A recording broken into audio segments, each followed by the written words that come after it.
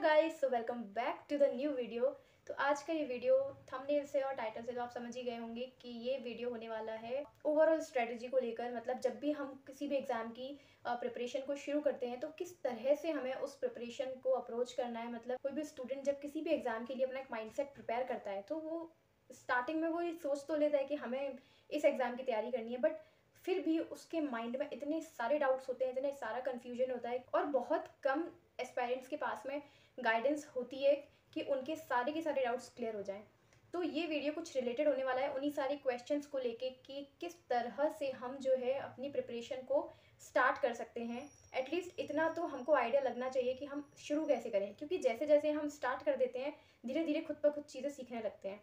सो एक जो starting point होता है वो बड़ा डिफिकल्ट होता है कि हमें समझ नहीं आ रहा कि हम कहाँ से कैसे क्या पढ़ें, है ना। तो इतने सारी चीज़ों के बीच में हमारा माइंड इतना ज़्यादा कंफ्यूज हो जाता है, और ये चीज़ वही बच्चे समझ सकते हैं जो कन्फ्यूजन से घिरे हुए होते हैं। बैंकिंग फील्ड में जितने भी एग्जाम्स होते हैं उन सभी एग्जाम का सिलेबस सेम होता है। अच्छा, एक छोटा सा पॉइंट बीच में मैं ऐड करना चाहूँगी कि वीडियो लेंदी हो सकता है तो पूरा एंड तक देखना, क्योंकि स्ट्रेटजीज और सिलेबस के साथ साथ थोड़ी बहुत बातें भी हमारी चलती रहेंगी। तो फिर सबसे पहले किसी भी एग्जाम के लिए किसी भी स्टूडेंट को ये जानना बहुत ज़रूरी है कि उस एग्ज़ाम में आता क्या है, मतलब सिलेबस क्या है उसका, सब्जेक्ट्स क्या है उसके, वेटेज भी पता होना चाहिए, बट एटलीस्ट सबसे पहले सिलेबस जानना बहुत ज़रूरी है। तो बैंकिंग में 4 सब्जेक्ट आते हैं। 4 सब्जेक्ट कौन कौन से? क्वांट्स, रीजनिंग, इंग्लिश एंड जीए। ये 4 सब्जेक्ट्स होते हैं। अब जैसे कि जीए की हम बात करते हैं सबसे पहले, तो जनरल अवेयरनेस यानी कि जीए में 3 कैटेगरीज होती है।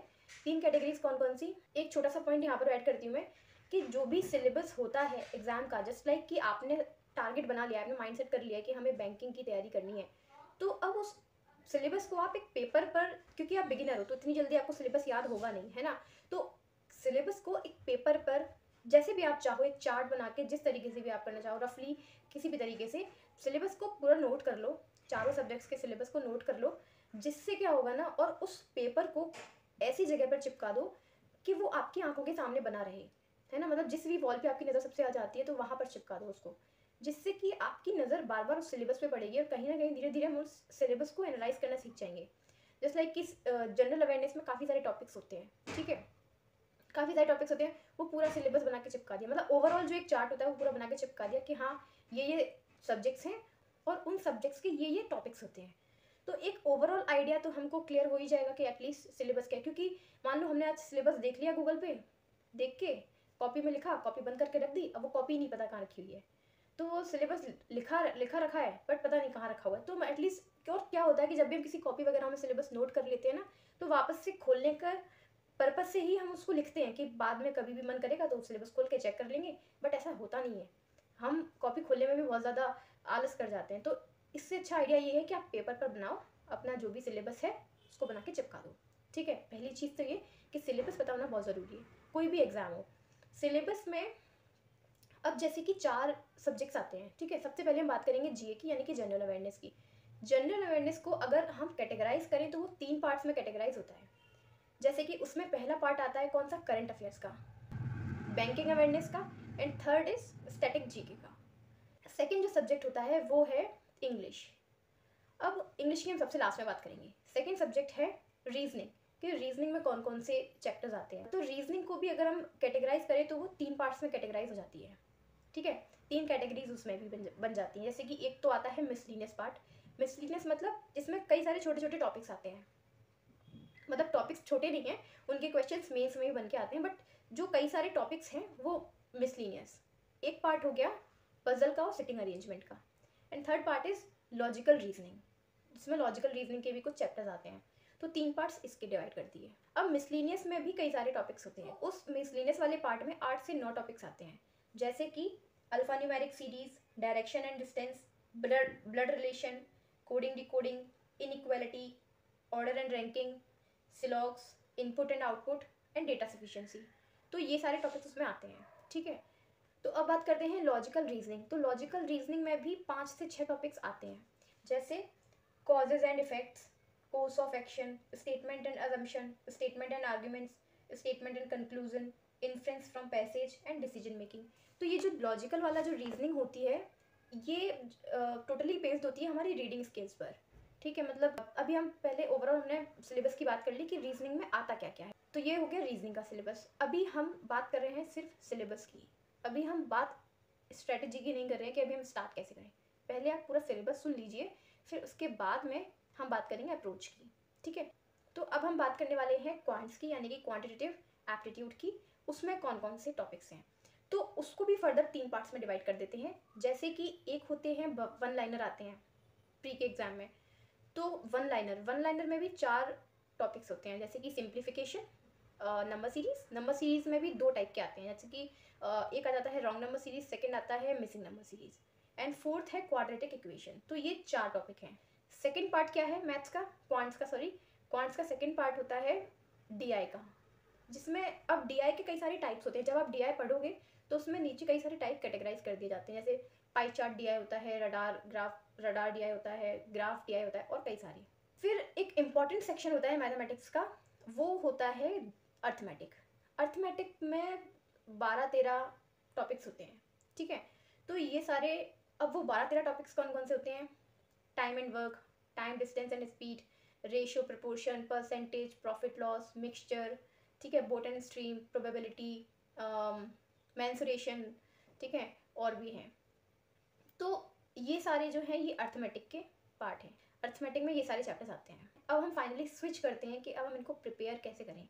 सिलेबस तो चलो ठीक है, ये हो गया, हमने नोट डाउन भी कर लिया ये सिलेबस होता है, बट अब हम स्टार्ट कैसे करें। स्टार्ट हम करते हैं इंग्लिश से।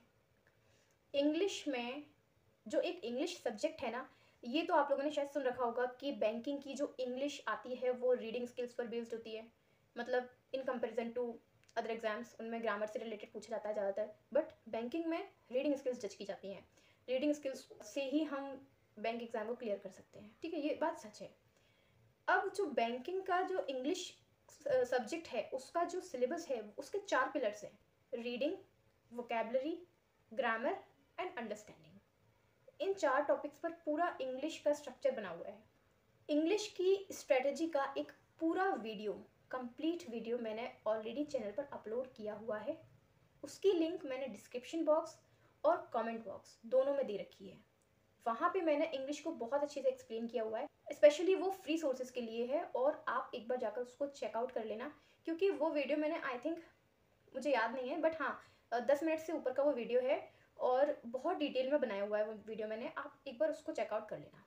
तो इंग्लिश की स्ट्रेटजी आप वहाँ से देख लेना एक बार, जस्ट कमेंट बॉक्स और डिस्क्रिप्शन बॉक्स दोनों में मैंने वो पिन करके रखी हुई है। तो आप लोगों के सारे डाउट्स इंग्लिश को लेके, कंप्लीट डाउट्स आपके वहाँ से सॉल्व हो जाएंगे, आप एक बार उसको जाकर चेकआउट कर लेना। अब हम बात करते हैं नेक्स्ट सब्जेक्ट की, जो है क्वांट्स। तो क्वांट्स में अब हम डिस्कस करते हैं सबसे पहले स्पीड मैथ्स का पार्ट, जिसमें क्या आता है, जिसमें मैंने आपको बताया था कि सिंप्लीफिकेशन।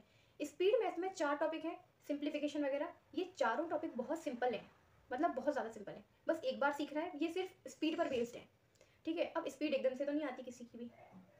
सबसे पहले बिगिनर्स, स्पेशली बिगिनर्स, इस बात को याद रखना, आपको स्पीड पर काम नहीं करना। आप लोगों ने एक चीज़ सुनी होगी कि बैंकिंग के एग्जाम में स्पीड बहुत बहुत ज़्यादा इंपॉर्टेंट होती है। प्रीलिम्स का एग्जाम स्पीड से ही क्लियर होता है कि क्वेश्चंस को करने की स्पीड बहुत तेज होनी चाहिए, बहुत ज़्यादा फास्ट होनी चाहिए। But if you are a beginner, if you are starting from today, तो आपको स्पीड पर फोकस नहीं करना, स्पीड ऑटोमेटिकली आती है, स्पीड आती है एक्यूरेसी से। तो स्पीड का ख्याल अभी आप 2-3 महीने के लिए अपने माइंड से निकाल दो, क्योंकि अभी आप सिर्फ अपने कॉन्सेप्ट बिल्डअप कर रहे हो, ठीक है। तो स्पीड तो को छोड़ दो, अभी हमें फोकस करना है कि हम धीरे धीरे करके आगे बढ़ें, अपने कॉन्सेप्ट बनाते जाएं, अपने फाउंडेशन को क्लियर करते जाएं। तो जैसे कि सबसे पहले हम बात कर रहे थे वन लाइनर्स की। वन लाइनर्स में सबसे पहले तो सिंप्लीफिकेशन कैसे करना है, सिंप्लीफिकेशन, अच्छा स्ट्रेटजी के साथ साथ मैं आप लोगों को बताऊंगी कि वो चीज़ें करनी कैसे हैं। यहाँ पर मैं सिर्फ सजेस्ट कर सकती हूँ, फॉलो करना ना करना वो आपके ऊपर है, क्योंकि अगर आपने अभी थोड़ी बहुत प्रिपरेशन स्टार्ट कर दी है, आप किस टीचर से पढ़ रहे हो, टीचर डिपेंड नहीं करता।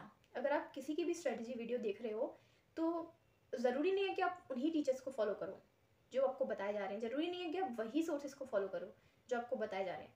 अगर आप पहले से किसी सोर्सेज से प्रिपेयर कर रहे हो और आपको लगता है कि वो सही है, ठीक है, तो आप वहाँ से भी कंटिन्यू कर सकते हो। सोर्सेज, टीचर्स, ये हमारे कंफर्टेबल जोन पर डिपेंड करता है कि हम किस टीचर को फॉलो कर रहे हैं। सिंप्लीफिकेशन वाले टॉपिक पे सबसे पहले आपको मूव करना है। सिंप्लीफिकेशन वाला जैसे कि मान लो ये टॉपिक है, ठीक है। अब आप एक बिगिनर हो, आपको क्या करना है, आपको सबसे पहले तो आपको ये देखना है कि आप, जैसे कि आप आज से शुरू कर रहे हो, अब आपको अपना फाउंडेशन जो है वो 3 से 4 महीनों में कंप्लीट हो जाना चाहिए। एक जो बेसिक लेवल होता है वो 3 से 4 महीने में क्लियर हो जाना चाहिए।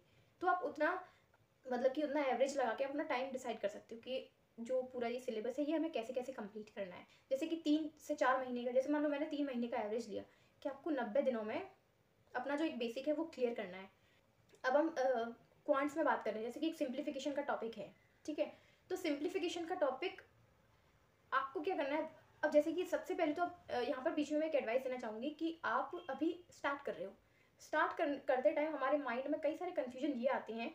यहाँ पर मैं एक छोटी सी एडवाइस ऐड करना चाहती हूँ, वो ये कि अगर आप एक एवरेज स्टूडेंट हो लाइक मी, तो एकदम से हम किसी भी एग्ज़ाम की प्रिपरेशन में स्विच किए हैं, अभी अभी हमने ग्रेजुएशन कंप्लीट किया है या फिर अभी तक हमने किसी चीज़ की तैयारी नहीं करी है, जस्ट सपोज कि अभी तक हमने किसी भी एग्ज़ाम की तैयारी नहीं करी है और अब हम एकदम से कॉम्पिटिटिव एग्ज़ाम्स की तैयारी कर रहे हैं, तो हमारा जो माइंड है ना वो प्रिपेयर नहीं है कि फर्स्ट डे से हम 10 घंटे की पढ़ाई कर पाएँ, पहले दिन से हम 14 घंटे की पढ़ाई कर पाएँ। इस चीज़ के लिए जो हमारा एक मेंटेलिटी है वो अभी पूरी तरह से, क्योंकि हम अभी उस जोन में इन्वॉल्व नहीं है ना। एक मैं अपने से रिलेट करके एक चीज़ बता, मतलब मैं एग्जाम्पल खुद ही को बना लेती हूँ कि जैसे सपोज मैंने आज से प्रिपरेशन शुरू की है, ठीक है, और अभी तक मैंने किसी भी एग्ज़ाम की तैयारी नहीं करी है, मैं जस्ट ग्रेजुएशन कंप्लीट करके इस एग्ज़ाम में आई हूँ।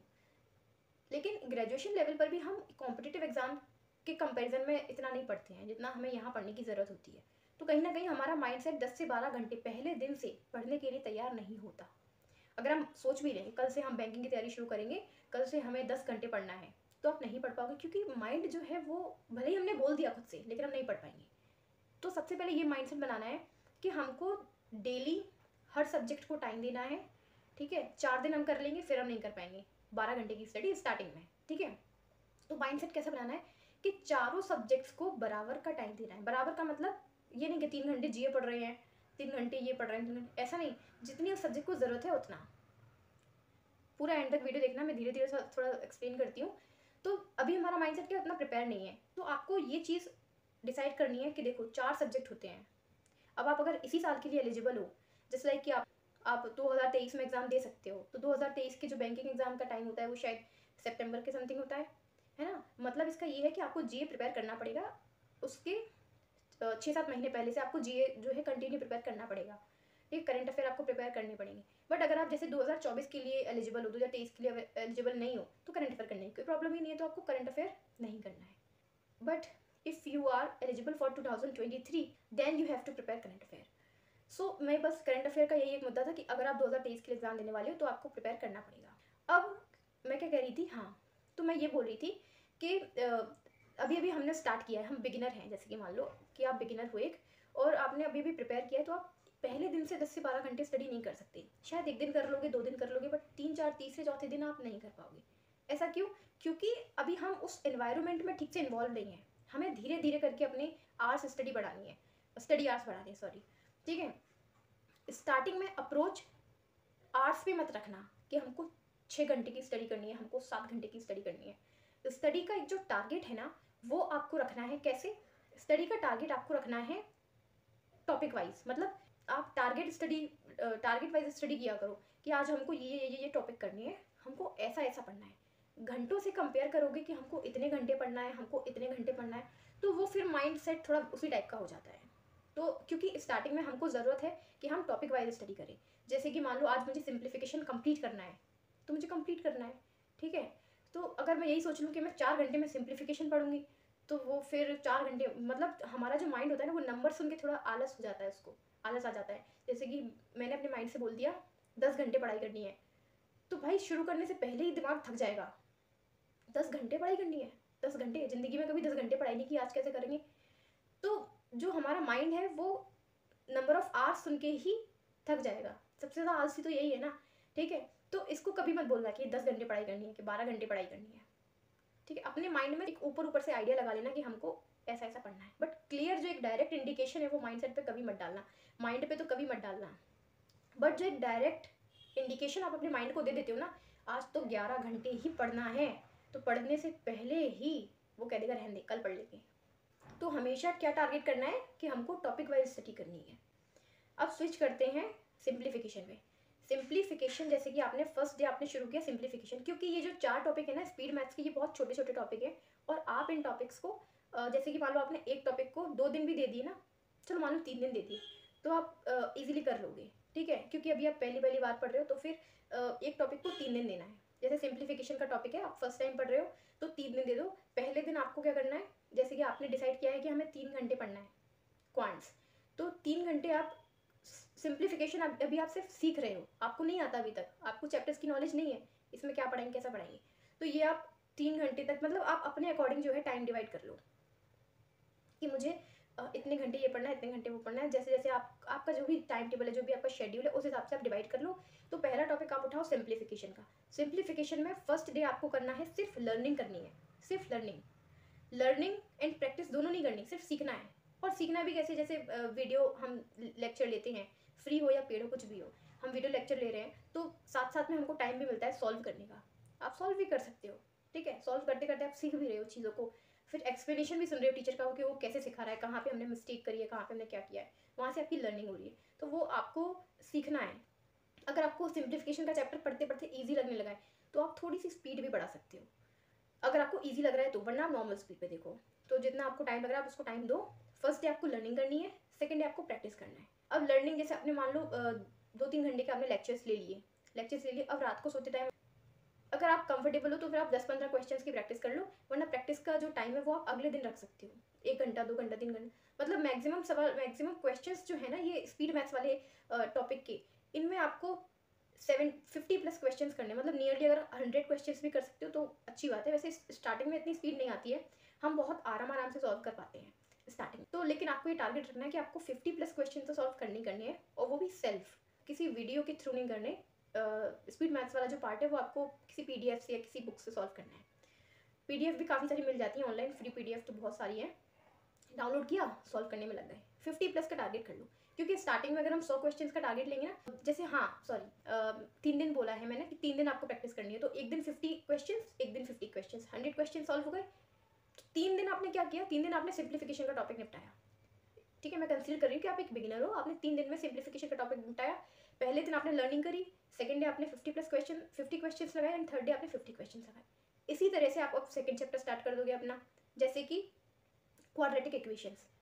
पहले दिन आपने सीखा, सिर्फ सीखा, जितना आप सीख सकते हो उतना आपने सीखा, ठीक है। सेकंड डे आपको 50 क्वेश्चंस, थर्ड डे 50 क्वेश्चंस, ऐसे करके 12 दिनों में आपके जो भी स्पीड मैथ्स वाला टॉपिक है वो क्लियर हो जाएगा। अब आप इतनी प्रैक्टिस तो कर चुके होगे, 100 क्वेश्चन आपने लगाए हैं। अच्छा एक चीज़ और, जैसे आपने सिंप्लीफिकेशन का टॉपिक खत्म कर लिया, अब आपने क्वाड्रेटिक का या फिर नंबर सीरीज का टॉपिक आपने उठाया, तो आपने नंबर सीरीज के तो क्वेश्चन सॉल्व किए ही, लेकिन सिंप्लीफिकेशन 3 दिन कंप्लीट करने के बाद फोर्थ डे हमने नया टॉपिक पिक कर लिया, क्वाड्रेटिक इक्वेशंस का पिक कर लिया, वो आपने पढ़ा, जैसे आपने पढ़ना था वैसे पढ़ा। रात के टाइम में आपको सिंप्लीफिकेशन जो आप 3 दिन निपटा के बैठे हो उसको भी रिवाइज करना है, उसके आप 15 क्वेश्चन उठा लो, 10 to 15 question is enough for the revision, ठीक है। तो उसके क्वेश्चन उठा लिए, उसके क्वेश्चन कर लिए, 15 से 20 क्वेश्चन उसके कर लिए, रिवीजन भी हो गया पिछले वाले का, और आपने रेगुलर बेसिस पे जो स्टडी करनी थी वो भी कर लिया। टॉपिक वाइज स्टडी कैसे करनी है, 3 दिन में आप डिवाइड कर सकते हो, पहले दिन लर्निंग, दूसरे दिन प्रैक्टिस, तीसरे दिन प्रैक्टिस, तो 100 क्वेश्चन का जो टारगेट था वो भी कंप्लीट हो जाएगा। इस तरह से नंबर सीरीज में भी आपको यही करना है। नंबर सीरीज 2 टाइप्स की होती है, मिसिंग होती है और एक क्या बोलते हैं, एक तो मिसिंग होती है और एक रॉन्ग नंबर सीरीज होती है, एक एक करके सीखना है। रॉन्ग नंबर सीरीज 3 दिन और मिसिंग नंबर सीरीज 3 दिन।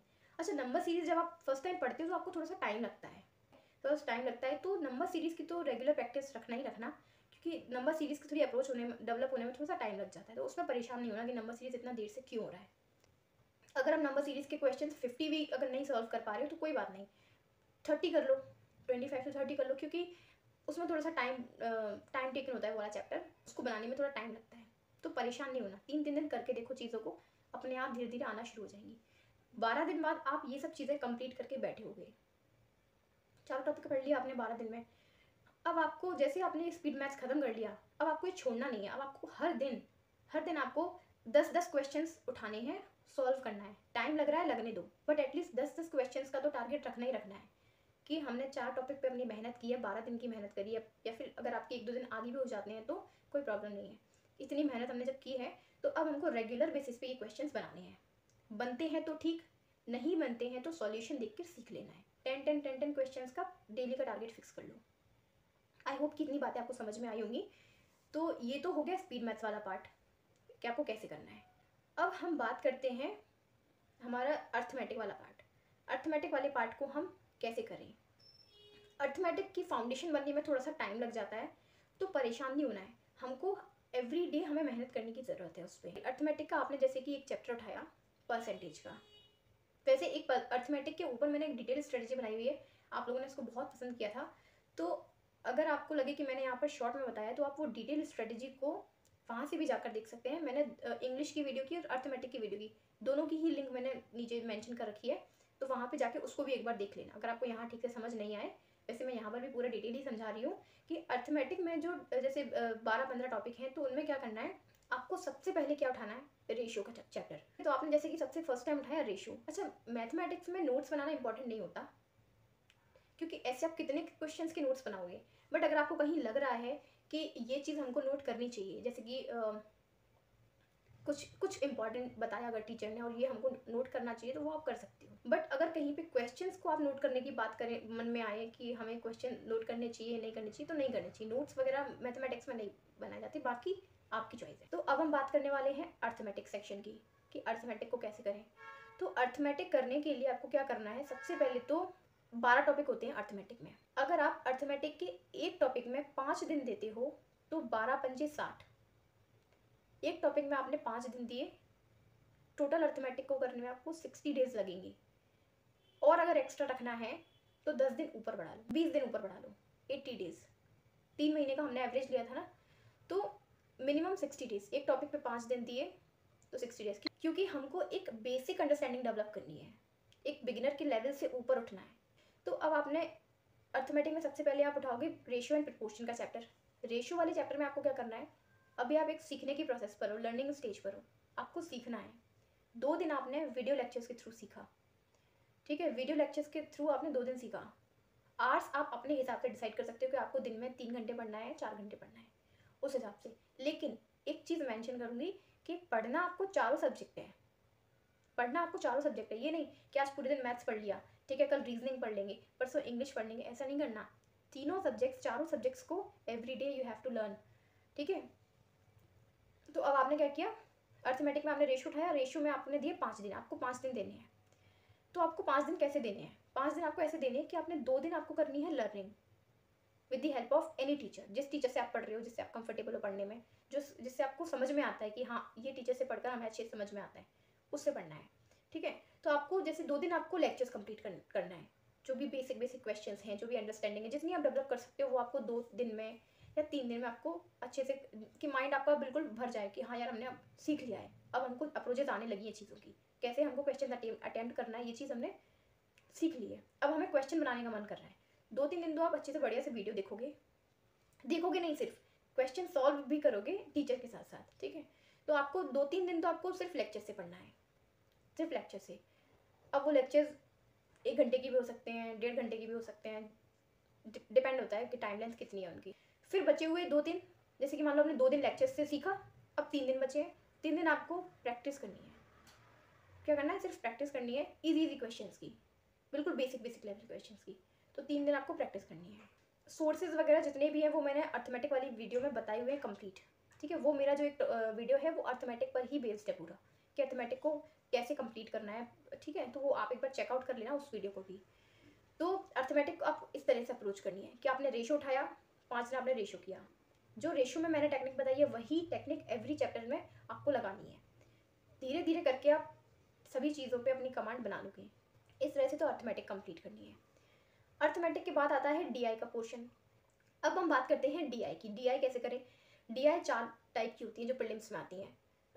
एक तो मतलब डीआई प्रीलिम्स के एग्जाम में भी आती है, मेंस के एग्जाम में भी आती है, बट प्रीलिम्स में जो होता है ना वो टाइप्स डिसाइड होते हैं उसके, जैसे कि ग्राफ डीआई हो गया, केसलेट हो गया, टेबल बेस्ड हो गया, और उसके अलावा लाइन ग्राफ डीआई हो गया। ये सब बेसिक डीआई हैं। जैसे अभी तो आप बिगिनर हो, अभी आपको एक भी डीआई नहीं पता, कैसे सीखते हैं, कैसे करते हैं, क्या कुछ भी नहीं पता, ठीक है, आप एक ब्लैंक पेज हो अभी आपको सबसे पहले टाइप वाइज सीखना है। आपने उठाया graph based DI, graph based DI को आपने सीखा, 2 दिन सीख लिया। 2 दिन सीखने के बाद आपको चीज़ समझ में आ जाएगी कि एक्चुअली में इसको करते कैसे हैं। वही अप्रोच वही है, आपको सिर्फ, आप लोग क्या करते हो, ये बार बार अलग अलग स्ट्रेटजीज देखते हो, फिर कंफ्यूज होते हो, कैसे करें कैसे करें कैसे करें। फॉर्मूला बहुत सिंपल है, फॉर्मूला इज़ वेरी इजी।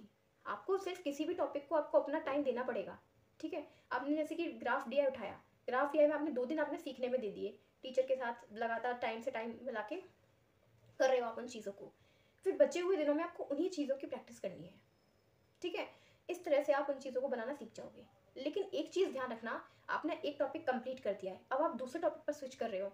जब आप दूसरे टॉपिक पर स्विच करो ना, तो पहले वाले टॉपिक को के भी कुछ क्वेश्चंस को रिवाइज करना है। दूसरे टॉपिक के चक्कर में पीछे वाला माइंड से क्लियर नहीं हो जाना चाहिए, कहीं ना कहीं उसका थोड़ा बहुत रिवीजन करते रहना है, जो कि हम अक्सर मिस करते हैं। हम पीछे वाला टॉपिक तो छोड़ देते हैं, फिर जब हम लास्ट तक पहुंचते हैं ना, फिर हम देखते हैं यार इतना सब करके रखा था, ये पता नहीं कहाँ चला गया, कॉन्सेप्ट ही भूल गए हम। तो भूलते क्यों हैं? क्योंकि पिछले वाले जो टॉपिक्स की हमने इतनी मेहनत कर रखी थी, हमने उनको रिवाइज ही नहीं किया। जब रिवाइज ही नहीं करेंगे तो फिर चीज़ें याद, मतलब एक जो तैयार कैसे रहेंगी? धीरे धीरे करके वो, जैसे हमने सबसे पहले पढ़ा रेशो के बाद हम धीरे धीरे करके स्टेप आगे बढ़ाते गए, और अब हम पहुंच गए हैं टाइम, स्पीड एंड डिस्टेंस पे। लेकिन रेशो वाले चैप्टर्स के जो कॉन्सेप्ट थे वो भूल गए। क्यों भूल गए? एवरीडे रिवीजन ही नहीं किया। जब रिवीजन ही नहीं होगा तो चीज़ें माइंड में रहेंगी कैसे? सो रिवीजन इज़ वेरी इंपॉर्टेंट। कोई भी चैप्टर कंप्लीट कर चुके हो, उसका रिवीजन बहुत ज़रूरी है। भले ही आप 5 क्वेश्चन करो, भले आप 10 क्वेश्चन करो, बट एटलीस्ट करो। तो डीआई कैसे करनी है? जैसे कि 4 टॉपिक हैं, graph DI, caselet DI, radar DI और लाइन चार्ट वाला। तो एक एक करके इनको निपटाना है। पहले आपने ग्राफ डीआई उठाया, सीख लिया, ऐसे करते हैं। अगर आप एक बार ग्राफ डीआई या फिर ये जो चारों टाइप हैं एक बार आप सीख लेते हो ना, तो आपको दोबारा से वीडियोस पर जाने की जरूरत नहीं होती, आप इजीली कर पाते हो।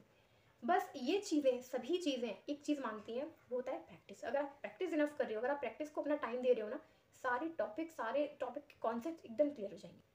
तो 5 दिन हमने इसीलिए रखे हुए थे। मैंने 5 दिन क्यों बोला था कि आप 2 दिन आप लर्निंग करोगे, 3 दिन आप रिवीजन करोगे, प्रैक्टिस करोगे अपने क्वेश्चंस की। अब जैसे कि डीआई आपने सीखी, तो डीआई को आपको क्या करना है, डीआई का आप अपना टाइम थोड़ा अलग कर लेना कि डीआई हमको 1 घंटा करना है, 1.5 घंटा करना है, उस हिसाब से। और डीआई का जब भी आप सीखो, उसका एक टारगेट फिक्स करना कि हमको 50 सेट लगानी है, हमको इतने सेट लगाने ही लगाने हैं। जिससे क्या होगा, वो हमारी रिदम में वो चीज़ आ जाएगी। इस तरह से आपको डीआई करनी है। I am explaining the strategy first time. Actually इतनी जो कंप्लीट स्ट्रेटजी है मैं पहली बार समझा रही हूँ। मुझे थोड़ा सा कन्फ्यूजन इस चीज़ का है कि पता नहीं आप लोगों को चीज़ क्लियरली समझ में आ रही होगी कि नहीं आ रही होगी। कमेंट्स में बताना कि आपको ये चीज़ जो भी मैंने बताया वो आपको क्लियरली समझ में आया या नहीं। तो ये तो हो गई हमारी मैथमेटिक्स की बात कि मैथमेटिक्स कैसे करना है। अब हम बात करते हैं रीजनिंग की। रीजनिंग में जैसे मैंने आपको बताया था कि 3 कैटेगरीज में डिवाइड है। सबसे पहले तो मैंने बताया था मिसलिनियस पार्ट। मैं चलो लास्ट में हम टाइम मैनेजमेंट पर भी एक डिस्कशन कर लेंगे छोटा सा, तो वीडियो पूरा एंड तक देखना कि हम टाइम मैनेज कैसे करें। लास्ट में करते हैं, पहले चीज़ सीख लेते करनी कैसे है। तो अब हम बात कर रहे हैं रीजनिंग की। तो रीजनिंग में मिसलिनियस चैप्टर्स हैं हमारे। मिसलिनियस चैप्टर्स कैसे करने हैं? Approach is the same, formula of approach is the same. हर चैप्टर को एक पर्टिकुलर टाइम देना है, because we are on the first step. अगर हम पहली सीढ़ी पर ही ठीक से टाइम अपना नहीं देंगे उन चीज़ों को, तो हम फेमिलियरिटी नहीं डेवलप कर पाएंगे। मान लो हमने 2 दिन एक चैप्टर को दिया, हमने एक चैप्टर को 2 दिन दिए, अब हम 2 दिन में क्या सीखेंगे? या तो तब सीख सकते हैं जब हम एक ही टॉपिक को ज़्यादा टाइम दें, 5 घंटे दें, 6 घंटे दें, तो सीखेंगे। बट एक ही टॉपिक को इतना टाइम दे देना, तो कम से कम उसमें गैप दो। जैसे कि अभी हम सीख रहे हैं, तो 4 से 5 दिन का तो कम से कम गैप देना चाहिए, क्योंकि चीज़ों को सीखने में हम तो चलो इजीली फॉर्मेलिटी करके पढ़ के निकल जाएंगे, बट माइंड हमारा ग्रास्प नहीं कर पाएगा उन चीज़ों को। जैसे खाना खाने के बाद डाइजेशन इंपॉर्टेंट होता है ना, ऐसे ही ब्रेन का डाइजेशन भी बहुत इंपॉर्टेंट है। आप उसको पढ़ा रहे हो इतनी सारी चीज़ें, और वो डाइजेस्ट कैसे करेगा? तो थोड़ा सा टाइम लिमिट बढ़ाओ। जैसे कि एक दिन को 4-5 दिन दो, मतलब सॉरी, एक टॉपिक को 4-5 दिन दो आप, तब जाके वो चीज़ अच्छे से हमारे माइंड में बैठती है। तो रीजनिंग में हम शायद मैं ये कह सकती हूँ कि जो मिसलिनियस टॉपिक है ना, इनको सीखना ईजी है। मतलब छोटे छोटे टॉपिक्स हैं, तो इसमें आप टाइम को कम भी कर सकते हो। जैसे कि आपने इधर आप 4 दिन दे दो, सफिशिएंट है। अभी आप 4 दिन देख के देखो, अगर आपको लगता है कि ये मेरी एफिशिएंसी के हिसाब से कम है, तो आप 5 कर देना। और अगर आपको लगता है कि आप जल्दी जल्दी सीख लेते हो चीज़ों को, आपको ईजिली आ जाती हैं, तो फिर आप उसी टाइम को कम कर देना, 3 दिन कर देना, अगर आपको लगता है ऐसा तो। क्योंकि देखो, हर बच्चे की एक एफिशिएंसी अलग होती है, उसकी सीखने की पावर, उसकी लर्निंग पावर अलग होती है। तो ये जो दिन है, ये आप अपने हिसाब से थोड़ा एक्सपेंड भी कर सकते हो, और आप चाहो तो थोड़ा सा लिमिट में भी कर सकते हो। चॉइस इज़ योर्स, ठीक है। तो मैं इसको एक अपने हिसाब से एक एवरेज टाइम लिमिट बता रही हूँ कि जैसे कि मान लो आपने एक टॉपिक को 4 दिन दिया, रीजनिंग के एक टॉपिक को आपने 4 दिन दिए, इनइक्वालिटी का आपने एक टॉपिक उठाया, आपने क्या किया, 2 दिन आपने वही सेम प्रोसेस किया, आपने सीखा, आपने टीचर से सीखा इनइक्वालिटी चैप्टर, 2 दिन में आप इतना तो समझ जाओगे। किसी भी अगर आप मान लो रीजनिंग को अगर आप मान लो 3 घंटे दे रहे हो, 2 घंटे दे रहे हो, तो कुछ तो पढ़ोगे ना, उसमें चीज़ों को सीखोगे। सीख लिया आपने, आज सीखा कल सीखा, 2 दिन बच गए। 2 दिन आपको, कि मान लो आप ऑनलाइन स्टडी करते हो, पीडीएफ वगैरह से पीडीएफ डाउनलोड की, ठीक है, inequality questions for banking exam search किया, पीडीएफ आ गई, डाउनलोड किया, सॉल्व किया। So that will be your homework कि आपने डाउनलोड किया। अब आपको 2 दिन में आपको इतने क्वेश्चन लगाने हैं। मिनिमम आपको कितने क्वेश्चंस करने चाहिए? जैसे कि आपने इनइक्वालिटी का चैप्टर पढ़ा, inequality is a example of all topics, तो मैं एक एग्जाम्पल ले लिया इनइक्वालिटी। तो आपने इनइक्वालिटी 2 दिन सीख लिया। अब 2 दिन आपको क्या करना है? 2 दिन आप 30 क्वेश्चन कर लो, मैक्सिमम 50 क्वेश्चन कर लो, तो 2 दिन में आपके 100 क्वेश्चन का टारगेट पूरा जाएगा। 100 क्वेश्चन ज़्यादा लग रहे हैं, स्पीड कम है, क्वेश्चन ज़्यादा है, ज़्यादा टाइम लग जाता है, तो फिर 30 क्वेश्चन कर लो। 2 दिन में 60 क्वेश्चन हो जाएंगे। क्वेश्चन ज़्यादा रखने का पर्पज़ क्या है? कि हमारी प्रैक्टिस अच्छी हो जाती है, ठीक है। बट अगर आपको ज़्यादा टाइम लग रहा है, अभी आपको ज़्यादा टाइम लग रहा है, तो आप नंबर ऑफ क्वेश्चन थोड़े कम कर दो, 30 क्वेश्चन कर लो, बट 20 मत करना, 20 बहुत ज़्यादा कम हो जाते हैं, ठीक है। 30 क्वेश्चन कर लिए, 40 क्वेश्चन कर लिए, 50 क्वेश्चन कर लिए, तो 2 दिन में 100 क्वेश्चन का टारगेट कंप्लीट हो जाएगा, ठीक है। आप अपने हिसाब से टारगेट बना सकते हो। इस तरीके से हमने टॉपिक वाइज स्टडी करना चालू कर दिया। फिर क्या किया हमने? फिर हम स्विच कर गए, जैसे कि मान लो ब्लड रिलेशन पढ़ा हमने, ब्लड रिलेशन पढ़ा। अब ब्लड रिलेशन पढ़ा, लेकिन उसके साथ में जो इनइक्वालिटी की प्रैक्टिस करके आए हो उसे नहीं छोड़ना है। रात को बैठे 10 क्वेश्चन 15 क्वेश्चन इनइक्वालिटी के उठा के लगा लिए, ईजी लेवल के। ईजी, अगर ईजी में ज़्यादा कंफर्टेबल हो गए हो तो थोड़ा मॉडरेट, बस हाई लेवल क्वेश्चन नहीं करना, सिर्फ ईजी टू मॉडरेट, बस ऐसे क्वेश्चन सबको करना है। इसी तरीके से सारे टॉपिक्स आप कंप्लीट कर दोगे। ये तो हो गए मिसलेनियस वाले टॉपिक्स की स्ट्रेटजी। अब जैसे कि स्विच करते हैं पजल और सिटिंग अरेंजमेंट। इसमें मैं इंक्लूड करूँगी कि एक क्वेश्चन काफ़ी सारे लोगों का था, पजल नहीं बनता, पजल नहीं बनता, पजल बनते नहीं हैं, बनाने बैठो तो टाइम लगता है, इतना टाइम लगता है। पजल, सिटिंग अरेंजमेंट, इनको बनाने में टाइम लगता है, ठीक है। लेकिन जैसे कि आप बिगिनर हो, सीखना तो पड़ेगा, तो सीखने के लिए क्या करना है? पजल का कोई भी वीडियो निकालो यूट्यूब से, जैसे कि आप किसी टीचर को फॉलो करते हो तो उन टीचर से आप पजल सीख रहे हो, तो पजल का और डीआई का, क्योंकि ये चीज़ें, ये दोनों ही टाइम टेकन है। टाइम टेकन कैसे है? कि एक पजल को बनाने में टाइम लग जाता है, बिगिनर्स को तो और ज़्यादा टाइम लग जाता है ना, क्योंकि अभी हम सिर्फ सीख रहे हैं इसलिए। तो पजल और डीआई, इनके टाइम फिक्स कर लो। पजल और डीआई, इन दोनों चीज़ों के आप टाइम फिक्स कर लो। जैसे आपको 1.5 घंटा पजल पढ़ना है, 1.5 घंटा डीआई पढ़ना है, 1 घंटा पजल पढ़ना है, 1 घंटा डीआई पढ़ना है। स्टार्टिंग टाइम में आप ऐसे कर सकते हो कि जैसे आपने पजल किया, आपको पजल, क्योंकि अगर आप पजल करने बैठोगे तो ये बहुत टाइम ले लेती हैं चीज़ें, ठीक है। या तो आप ऐसे टाइम डिसाइड कर लो कि हमको 1.5 घंटा पढ़ना है पजल, या फिर आप ये चीज़ डिसाइड कर लो कि हमको सिर्फ 5 पजल पढ़ने हैं, कि हमको सिर्फ 2 पजल पढ़ने हैं। आपको सिर्फ शुरुआत करनी है सीखने की, पजल के केस में और डीआई के केस में। मतलब मैं यहाँ पर दिन कैटेगराइज नहीं कर रही हूँ कि आपको 4 दिन पजल पढ़ना है, नहीं। पजल और DI you have to learn every day, you have to practice every day, ठीक है। तो जैसे कि आपने पजल टॉपिक आपको स्टार्ट कर रहे हो, आप आज आपका फर्स्ट डे है, तो आपको क्या करना है? आपको सिर्फ 2 पजल करने हैं। 2 क्यों? पहली चीज़, आपने लर्निंग स्टार्ट कर दी, सीखना चालू कर दिया। दूसरी चीज़ कि आपको सिर्फ 2 इसलिए करने हैं क्योंकि उसको बनाने में टाइम लग रहा है, ठीक है। और आपको धीरे धीरे आगे बढ़ना है, धीरे धीरे। आप अभी स्टार्टिंग में आप 2 पजल की प्रैक्टिस डालो, 2 डीआई की प्रैक्टिस डालो। डीआई तो फिर भी जल्दी जाती है, बट पजल स्टार्टिंग में बनाने में थोड़ा टाइम लग जाता है। जैसे जैसे आपको लगेगा आप सीखते जा रहे हो चीज़ों को, आप नंबर ऑफ पजल बढ़ाते जाओ, ठीक है। तो आप 2 पजल को तो 1 घंटे में आराम से कर लोगे, आप कितने भी बिगिनर हो तो फिर भी आप कर लोगे। तो यहाँ से आपको क्या करना है? पजल के लिए और डीआई के लिए टाइम फिक्स कर देना है, जिससे कि हमारा ज़्यादा टाइम भी नहीं जाए उन चीज़ों में, क्योंकि अभी हमारे पास और भी चीज़ें हैं पढ़ने के लिए। मैंने बताया था ना कि सारे सब्जेक्ट्स को साथ में लेकर चलना है, तो इस तरीके से आप कर सकते हो। ये तो बिगिनर्स के लिए एडवाइस थी कि पजल के लिए आपको शुरुआत में टाइम फिक्स कर देना, या फिर नंबर ऑफ पजल फिक्स कर देना कि आपको 2 पजल करने हैं, क्योंकि 5 लगाओगे या 6 लगाओगे तो बहुत ज़्यादा टाइम कंज्यूम हो जाएगा, और भी चीज़ें हैं। मतलब पजल भी पढ़ना है, puzzle is very important, DI is very important. शुरुआत कर देनी है, बट अभी सिर्फ एक फिक्स टाइम से। जैसे जैसे आप और चैप्टर्स पे, जैसे मान लो आप चैप्टर्स को सीखते जा रहे हो, आपने कई सारे चैप्टर सीख लिए, तो अब यहाँ पे आप पजल का नंबर इंक्रीज कर सकते हो, क्योंकि पजल को डेली बेसिस पे अगर देखा जाए नॉर्मल स्टूडेंट के लिए तो 5 सेट से ज़्यादा उसको लगाना चाहिए, है ना, क्योंकि पजल तो बहुत ज़्यादा इंपॉर्टेंट होता है। तो क्योंकि वो इतने टाइम से प्रैक्टिस कर रहा है, तो अब उसको मिनिमम वो 5 सेट प्री के लगाता ही होगा, मेंस के भी लगाता ही होगा। तो पजल में आपको धीरे धीरे स्पीड बढ़ानी है। स्टार्टिंग में आप 2 पजल करके 3 पजल करके वो अप्रोच सीख रहे हो, धीरे धीरे करके नंबर ऑफ पजल बढ़ाते जाओ। ये वहाँ से आ गया कि पजल कैसे पढ़ना है। एक क्वेश्चन ये था कि हमारी पजल में स्पीड नहीं आती है, स्पीड नहीं आ रही है, या फिर पजल सॉल्व नहीं हो रहे हैं, या फिर पजल टाइम टेकन है, तो ये चीज़ नॉर्मल है, स्पीड नहीं आ रही है। स्पीड कैसे आती है? जब आप नंबर ऑफ पजल धीरे धीरे इंक्रीज करते हो। मॉक टेस्ट लगाते हैं, मॉक टेस्ट में पजल जब हम बनाने बैठते हैं तो हमारे माइंड में एक टाइमर चल रहा होता है, जल्दी जल्दी करो जल्दी जल्दी करो। तो देखो स्पीड नहीं आ रही है, मतलब कॉन्सेप्ट में थोड़ी सी कमी है, प्रैक्टिस में थोड़ी सी कमी है। धीरे धीरे जैसे जैसे प्रैक्टिस इंक्रीज होगी स्पीड भी अपने आप इंक्रीज हो जाती है। ठीक है, तो ये चीज़ें सिर्फ डिपेंड करती हैं स्पीड पर, सॉरी ये चीज़ें डिपेंड करती हैं कॉन्सेप्ट पर और प्रैक्टिस पर, कि जैसे जैसे प्रैक्टिस अच्छी हो जाएगी तो चीज़ों में स्पीड आना भी नॉर्मल हो जाता है, आसानी से स्पीड आ जाती है। अब हम बात करते हैं लॉजिकल डीआई। तो लॉजिकल डीआई सबसे पहले तो आपको वही चीज़ें करनी है जो मैंने आपको बताया, मिसलिनियस चैप्टर्स करने हैं, पजल्स करने हैं। लॉजिकल डीआई जो होती है वो हमारी रीडिंग स्किल्स पर बेस्ड होती है। जैसे जैसे हम अपनी रीडिंग्स में इंप्रूवमेंट करते जाते हैं वैसे वैसे ही हमारी लॉजिकल रीजनिंग भी धीरे धीरे इंप्रूव होती जाती है। ठीक है, चैप्टर्स आपको कैसे सीखने हैं? देखो चैप्टर्स सीखने का भी वही तरीका है जो बाकी चैप्टर सीखे हैं।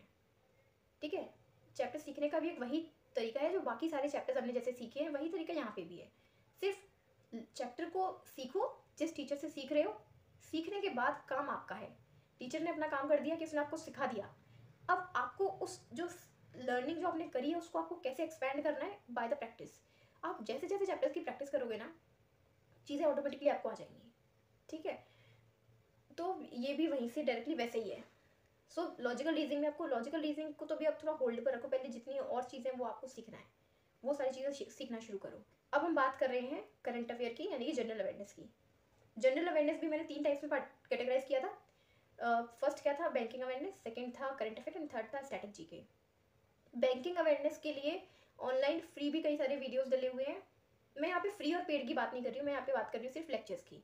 फ्री भी हो सकते हैं, पेड भी हो सकते हैं। ठीक है, तो बैंकिंग अवेयरनेस के लिए देखो बुक्स तो कई सारी आती है मार्केट में, शॉर्ट नोट्स भी आते हैं, पीडीएफ्स भी आती हैं, चीज़ें हज़ार हैं। ठीक है, पर समझ नहीं आ रहा कहाँ से करें। जैसे मान लो अभी आप लोगों ने शुरू किया है, बैंकिंग अवेयरनेस डिपेंड करती है कि आपको अभी से करना है या आपको 4 महीने बाद करना है या आपको 8 महीने बाद, कि आपको कब करना है। ठीक है, कई लोग सजेस्ट करते हैं कि प्रीलिम्स के बाद कर लेना बैंकिंग अवेयरनेस, प्रीलिम्स के बाद भी टाइम मिल जाता है। बट कई लोग सजेस्ट करते हैं इस टाइम कर लेना उस टाइम कर लेना। कई सारे टॉपर्स की स्ट्रेटजी में टॉपर्स अपने अपने पॉइंट ऑफ व्यू बताते हैं, हमने ऐसे की हमने ऐसे की। माइंड हमारा कन्फ्यूज़ होता है, स्ट्रेटजी कोई और बता रहा है, माइंड हमारा कन्फ्यूज़ हो रहा है कि हम कैसे करें। तो बैंकिंग अवेयरनेस आई थिंक कि बैंकिंग अवेयरनेस करने के लिए कई बच्चे होते हैं जो डायरेक्टली बुक से पढ़ते हैं, कई लोग होते हैं डायरेक्टली पीडीएफ से पढ़ते हैं। आप ये फाइंड आउट करो कि आप किस तरह से पढ़ने में कंफर्टेबल हो। जैसे कि मान लो आपने बुक ऑर्डर कर लिया, आपने पीडीएफ डाउनलोड कर ली, जब आप उसको रीड करोगे आपको समझ में आई थिंक नहीं आएगा शायद। ठीक है, क्योंकि बैंकिंग के जो टर्म्स हैं वो हम कोई भी जब नया सब्जेक्ट पढ़ते हैं तो बिना किसी टीचर के बताए हुए हम उस चीज़ को बहुत कम समझ पाते हैं, क्योंकि उसमें बैंकिंग टर्म्स होते हैं, हमको रीड करके कई बार बोरिंग भी लगती हैं। तो आई थिंक आपको वीडियो लेक्चर्स के थ्रू करना चाहिए। ठीक है, और आजकल तो इतनी सारी चीज़ें पड़ी हुई हैं, इतनी सारी पढ़ने के लिए सोर्सेज अवेलेबल हैं कि जैसे कि आप अगर बैंकिंग अवेयरनेस का फ्री कोर्स भी निकालोगे तो वो इजीली मिल जाएगा। ठीक है, तो कहने का मतलब ये है कि आप वीडियोस के थ्रू करो बैंकिंग अवेयरनेस का। सबसे पहले वही फॉर्मूला कि बैंकिंग अवेयरनेस का जितना भी सिलेबस है वो आप फाइंड आउट कर लो, उसको आप कॉपी पर लिख लो, उसके बाद टॉपिक वाइज स्टडी करना चालू कर दो। ठीक है, वीडियोस के थ्रू, क्योंकि वीडियोस के थ्रू क्या होता है जब हमें टीचर पढ़ाता है तो हमको वो टर्म्स समझ में भी आते हैं। ठीक है, तो वो सारे टर्म तो जब कोई टीचर पढ़ाता है तो उनको टर्म्स भी समझ में आते हैं। तो इस तरह से आप कर सकते हो। नोट्स, सेल्फ नोट्स भी बना सकते हो, ऑनलाइन पीडीएफ भी होते हैं उन्हें भी डाउनलोड कर सकते हो। ज़रूरी होता है कि आप एक अपना जोन फाइंड आउट करो कि आप किस चीज़ में कंफर्टेबल हो। आप चीज़ों को डाउनलोड करने में कंफर्टेबल हो, लाइक कि बैंकिंग अवेयरनेस का हमको मिल रहा है ऑनलाइन तो हम डाउनलोड करें या सेल्फ नोट्स बनाना चालू करें, इट्स डिपेंड ऑन यू। ठीक है, एक तो ये चीज़ होगी, हो सकता है कई बच्चे होते हैं जो ऑनलाइन वाले जो नोट्स होते हैं उनसे पढ़ने में कंफर्टेबल होते हैं। कई बच्चे होते हैं जिनको सिर्फ हैंड रिटन पसंद आता है, क्योंकि उन्हें पता है कि यार स्कूल में हमने जब अपने हाथ से बनाए हुए नोट्स जब हमने बनाए थे तो वो हमें सिर्फ अपने नोट्स ही अच्छे से लर्न होते हैं या फिर हम उन्हीं को समझ पाते हैं। प्रिंट आउट नोट से कई बच्चे कंफर्टेबल नहीं होते। तो ये मतलब आपकी चॉइस पर डिपेंड करता है कि आप किस तरह से कंफर्टेबल हो। एक तो वो हो गया, तो बैंकिंग अवेयरनेस को कुछ इस तरीके से आपको करना है। अब हम बात करते हैं स्टैटिक पार्ट कैसे करें और करंट अफेयर कैसे करें। करंट अफेयर अभी तक आपने नहीं किया, अब आप करंट अफेयर स्टार्ट करने वाले हो, तो कैसे स्टार्ट करें? आई थिंक मेरे हिसाब से कि एक बिगिनर को करंट अफेयर वीडियो लेक्चर्स के थ्रू करना चाहिए, क्योंकि स्टार्टिंग फेज में हमें समझ में नहीं आता कि हम चीज़ों को कैसे पढ़ें, कैसे लिखें कि नहीं लिखें, सेल्फ नोट्स बनाएं या फिर नोट्स को डाउनलोड कर लें, प्रिंट आउट्स निकलवा लें, मंथली मैगजीन से पढ़ें, वीकली मैगजीन से पढ़ें। आई थिंक अगर आपके एग्ज़ाम में मतलब कि आप 2023 के लिए प्रिपेयर कर रहे हो और 7 से 8 महीने बाद, 9 महीने बाद, मतलब कि नेक्स्ट ईयर आप एग्ज़ाम देने वाले हो, तो आपको आपको क्या करना है कि चीज़ों को अपने हिसाब से एनालाइज करना है। जैसे कि मैं अपना एग्जांपल देती हूँ कि मुझे नोट्स मतलब सेल्फ नोट्स पसंद आते हैं। ऐसा क्यों? क्योंकि जब हम एकेडमिक्स में होते हैं, 12th में होते हैं, 10th में होते हैं, तो हम क्या करते हैं, हम चीज़ों को अपने हाथ से नोट करते हैं। मतलब जैसे कि कुछ बच्चे होते हैं जो सेल्फ नोट्स बनाते हैं, कुछ होते हैं जो फ्रेंड्स के नोट से भी पढ़ लेते हैं, प्रिंट आउट से भी पढ़ लेते हैं। तो ये अपने ऊपर डिपेंड करता है कि हम किस तरह के जोन में कंफर्टेबल हैं। क्या हम प्रिंट आउट वाले नोट्स में कंफर्टेबल हैं? क्या हम वहाँ से इजीली पढ़ सकते हैं? अगर आप पढ़ सकते हो तो आप प्रिंट आउट भी निकलवा सकते हो मंथली मैगजीन की। ठीक है, अगर आपको सेल्फ नोट्स पसंद है, डेली आप खुद नोट्स बनाना चाहते हो, तो आप वो भी कर सकते हो, डिपेंड ऑन योर चॉइस। ठीक है, अब मैं ये बता रही हूँ कि अगर आप एक बिगिनर हो तो अब आपको वीडियो के करंट अफेयर कैसे करना है, तो आप वीडियो लेक्चर्स के थ्रू करना शुरू करो। क्योंकि वीडियो लेक्चर्स के थ्रू क्या होता है कि हम टीचर की लैंग्वेज समझ पाते हैं कि करंट अफेयर को उन्होंने कैसे अप्रोच किया, किस तरीके से वो पढ़ा रहे हैं। वो बताते भी हैं कि इस तरह से इसको पढ़ना है, या फिर इतना पार्ट इंपॉर्टेंट है। मतलब इंपॉर्टेंट की उससे नहीं बता रही हूँ, मैं बता रही हूँ कि वो एक तरीका सिखाते हैं पढ़ने का, समझने का, सीखने का। वहाँ से हम धीरे धीरे आइडियाज़ लेना शुरू कर देते हैं कि अच्छा इन चीज़ों को ऐसे करना है, इन चीज़ों को ऐसे करना है। समझ रहे हो आप? तो वीडियो लेक्चर्स के थ्रू करना शुरू करो। ठीक है, तो वहाँ से आप कर सकते हो, नोट्स बनाना शुरू कर सकते हो वहाँ से। ठीक है, और इस तरह से आपको करना है करंट अफेयर, वीडियो लेक्चर्स के थ्रू आप स्टार्ट कर सकते हो। फिर धीरे धीरे आप जब उस जोन में कंफर्टेबल हो जाओ, जब आपको ये चीज़ समझ आने लगे कि अब हम शायद अगर हम पीडीएफ से पढ़ेंगे डेली की करंट अफेयर, तो हमको इजीली समझ में आ जाएगा। क्योंकि हमें 1 महीना हो गया है या 3 महीने हो गए हैं, अब हम इजीली समझ पाते हैं करंट अफेयर्स की लैंग्वेज को। तो फिर आप पीडीएफ के थ्रू पढ़ना शुरू कर सकते हो।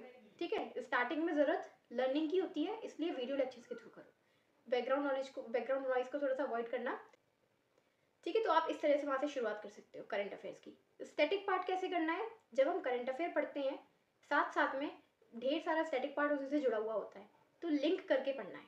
अलग से स्टैटिक पार्ट नहीं पढ़ना, क्योंकि स्टैटिक पोर्शन का एक बहुत वास्ट एरिया होता है, बहुत वास्ट सिलेबस होता है, बहुत ज़्यादा, शायद हमारी कवरिंग से बहुत दूर। ठीक है, तो जो करंट अफेयर में जो पार्ट्स आ रहे हैं, करंट अफेयर में जो चीज़ें आ रही है स्टैटिक की, वहाँ से लिंक करके पढ़ना शुरू करो। जब आप नोट्स बना रहे हो, साथ साथ में लिखते जाओ। या फिर कई चीज़ें आपको जैसे कि जो स्टैटिक का सिलेबस होता है, आप उसको ऑनलाइन डाउनलोड कर लेना, लिख लेना।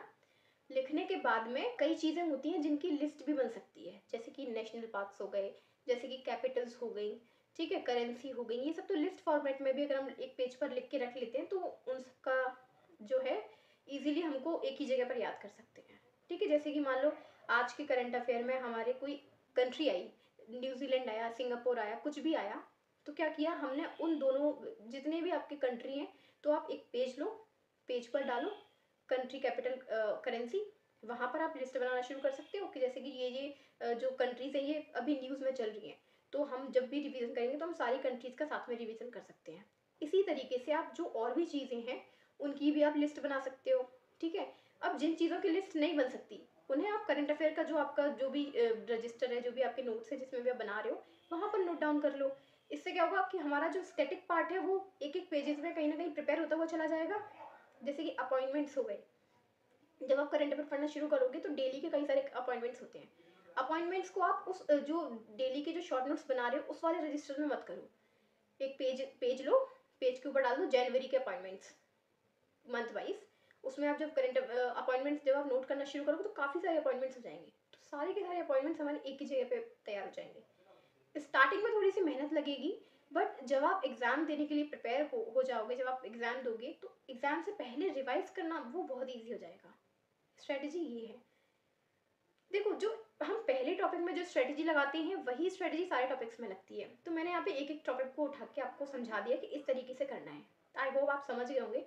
मैंने वो चीज़ें बताई हैं बीइंग अ स्टूडेंट, जो मैं फॉलो करती हूँ, जिस तरह से मैं करती हूँ, वो चीज़ें मैंने आप लोगों के साथ शेयर करी है। क्योंकि देखो, जैसे कि अर्थमेटिक में 12 टॉपिक्स हैं, तो 12 टॉपिक्स में स्ट्रेटजी तो सेम है ना, अप्रोच तो सेम है ना, तरीका तो हमारा सेम ही है ना।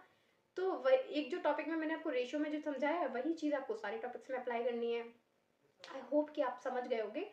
तो यहाँ पे हमने जीए की भी बात कर ली, रीजनिंग की भी बात कर ली, इंग्लिश की भी बात कर ली, क्वांट्स की भी बात कर ली। अब हम बात करने वाले हैं last, no but not least, यही बोलते हैं ना, last but not least, time management की, कि टाइम कैसे मैनेज करें एक बिगिनर के लिए।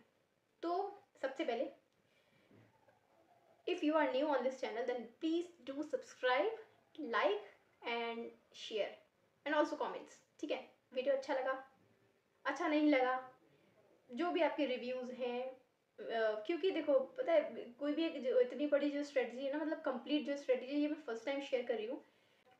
मैं ये नहीं कहती कि I am a pro student, I am very highly educated, I am very highly intelligent, but अगर मैं कोई चीज़ शेयर कर सकती हूँ तो वो मैं चीज़ शेयर कर रही हूँ आप लोगों के साथ। तो मुझे रिव्यूज़ देना, आप लोगों को ये वीडियो पसंद आया, नहीं आया, समझ आया, नहीं आया।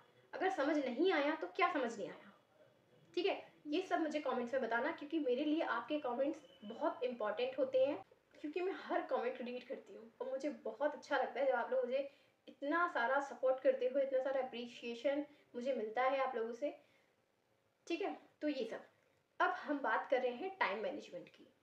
सो जैसे कि एग्जाम्पल देती हूँ मैं खुद का, मैंने आज से प्रिपरेशन स्टार्ट की। अब हमारे पास दिन में 24 घंटे हैं, हमें चारों सब्जेक्ट्स को साथ पढ़ना है। ऐसे नहीं पढ़ना आज इंग्लिश, कल मैथ्स, परसों ये, फिर ये, ऐसे नहीं करना। 4 सब्जेक्ट्स हैं, भले ही थोड़ा थोड़ा पार्ट पढ़ेंगे, थोड़ा थोड़ा पोर्शन पढ़ेंगे, बट पढ़ेंगे चारों सब्जेक्ट्स। अब कैसे, देखो, जैसे कि मान लो, जैसे कि मैंने आपको एक चीज़ बताई थी ना पहले, कि एकदम से 12 घंटे की स्टडी का जो आप इंडिकेटर माइंड में दे रहे हो, करने से पहले ही थक जाओगे।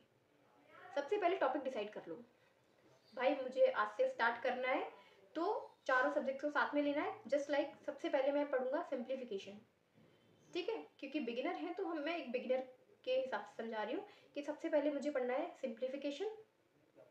मैथ्स में, क्वांट्स में क्या पढ़ना है, सिंप्लीफिकेशन।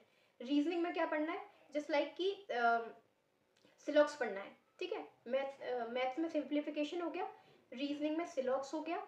इंग्लिश में, इंग्लिश की स्ट्रेटजी आप देख लेना प्लीज़ नीचे से ध्यान से, ठीक है। इंग्लिश में जैसे कि मुझे पढ़ना है एडिटोरियल, ठीक है, एडिटोरियल पढ़ना है। और जनरल अवेयरनेस में क्या करना है, करंट अफेयर में स्टार्टिंग में आदत डालनी है पढ़ना है, क्या पढ़ना है, आदत डालनी है, हैबिट बनानी है कि आप अपने हिसाब से टाइम फिक्स कर लो।